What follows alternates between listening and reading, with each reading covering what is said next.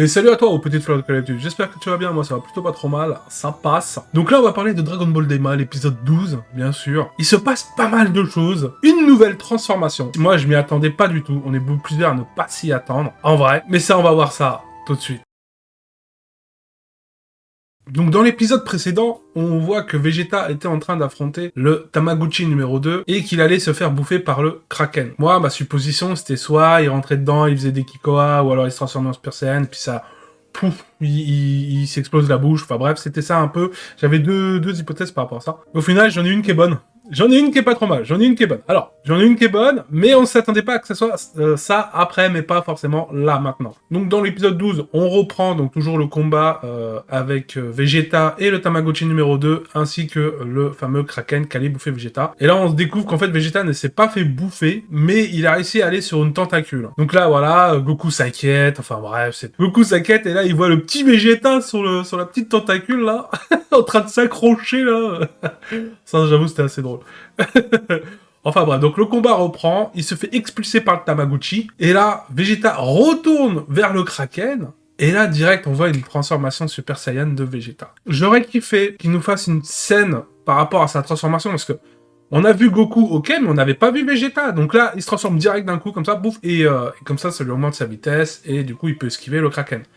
J'aurais aimé un truc un peu plus badass, quand même si on voit quelque chose un peu bizarre après, mais j'aurais aimé un truc un peu plus stylé comme on a eu avec Goku. Surtout que là, on a vu plusieurs transformations de Vegeta dans cet épisode. Donc j'aurais aimé quand même un peu plus de détails sur le SCJ1 et SCJ2. Ouais, je vous le dis, on a vu le SCJ2 aussi. Enfin, pour moi, c'est le SCJ2 de Vegeta.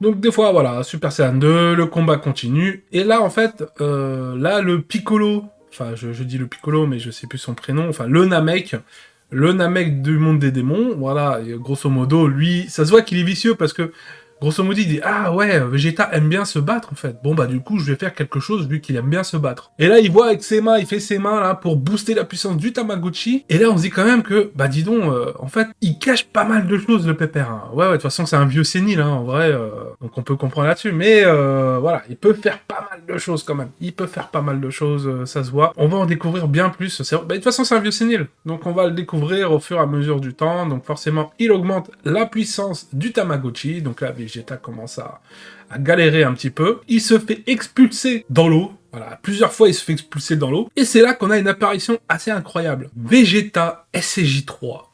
Alors, Vegeta SCJ3, les loulous. Vegeta SCJ3. De toute façon, là, à partir de là, je vais vous mettre les passages de la transformation de Vegeta en SCJ3.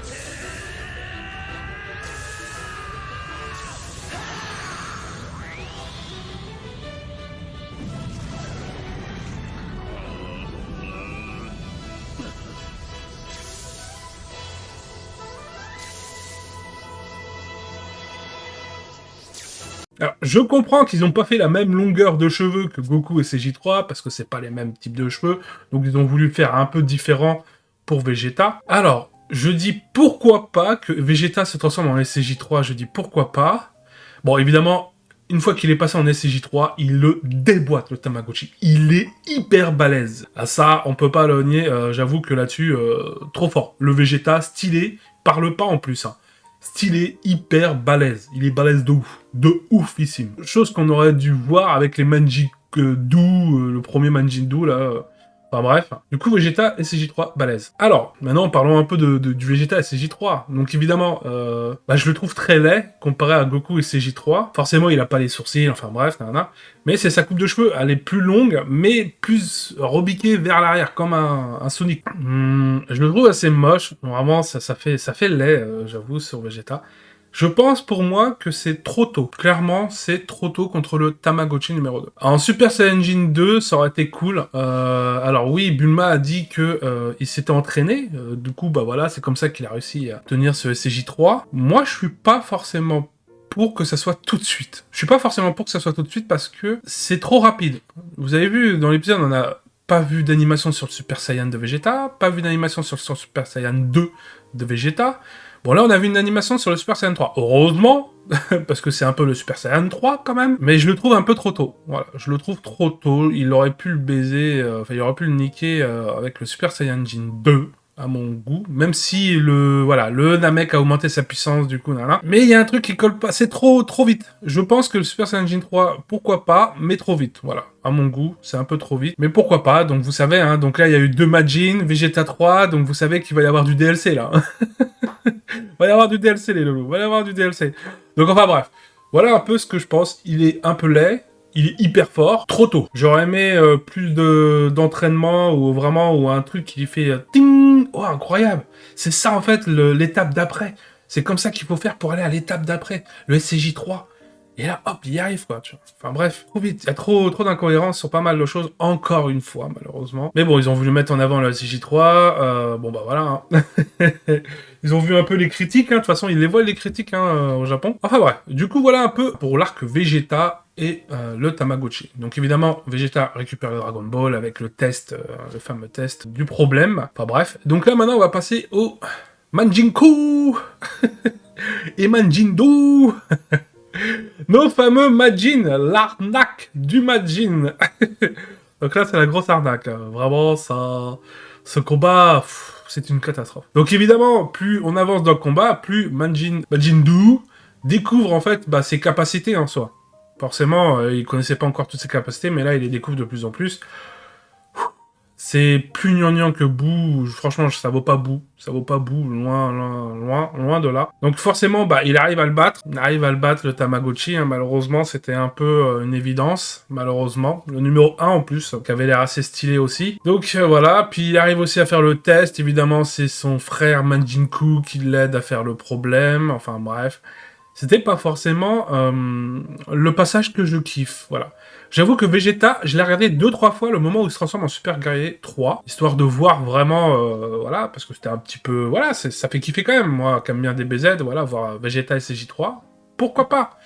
Pourquoi pas. Donc au final, l'équipe de Vegeta Sangoku ont 2 Dragon Ball, et l'équipe de la sœur de Kaioshin ont une Dragon Ball. Donc là, l'équipe de Vegeta Sangoku vont aller dans le dernier monde, pour aller chercher ça, mais au final, ils vont découvrir certaines choses, je pense. Parce que le roi Goma, il n'est pas d'accord avec tout ça, forcément, normal, hein, parce qu'il voit un peu la traîtrise de la sœur de Kaioshin, enfin tout ça. Le roi Goma, on va voir qu'est-ce qu'il va faire, le roi Goma. Pour le moment, le roi Goma, je le trouve hyper faible. Enfin bref, on verra qu'est-ce qui va se passer à l'avenir. Bon, l'épisode d'après, ça va être du gros blabla. L'épisode encore d'après, je pense que là, on va avoir peut-être du combat. Enfin, on va voir ce qui va se passer. Mais ouais, ça va être du blabla, forcément, parce que là, le temps qu'ils aient dans l'autre monde, le roi Goma qui va commencer à déployer je ne sais pas quoi pour aller affronter l'équipe de Goku ou l'équipe de la sœur de Kaioshin. Et forcément, la sœur de Kaioshin, déjà, faut aussi qu'elle s'extase qu'elle a réussi à avoir une Dragon Ball. Voilà. Enfin bref, du coup voilà pour cet épisode. L'épisode est très regardable, très regardable. À part le passage de Manjin-Buu là qui me fait chier. Vegeta et CJ3, pourquoi pas. Un peu moche. Pourquoi pas. En tout cas, il est très fort. Très fort. Là pour le moment, bon, évidemment on n'a pas encore vu Goku et CJ3, mais on enlève Goku. Vegeta il explose tout là. Pour le moment, il explose tous les Tamagotchi, il explose les Manjuku, Majin-Buu là. Facilement. Bon, après, c'est vrai que Manjin-Buu, on n'a pas encore vu toute sa puissance. Hein. Il s'est plutôt amusé pendant le combat. Donc, c'est vrai qu'il a l'air très fort à sa manière, Manjin-Buu, mais très fort. J'ai eu une hypothèse que Manjin-Buu allait peut-être absorber dans l'avenir Manjin-Ku. C'est vrai que ça, c'est une hypothèse qui est peut-être possible en vrai. peut-être possible. En tout cas, voilà pour l'épisode 12 de Dragon Ball Daima.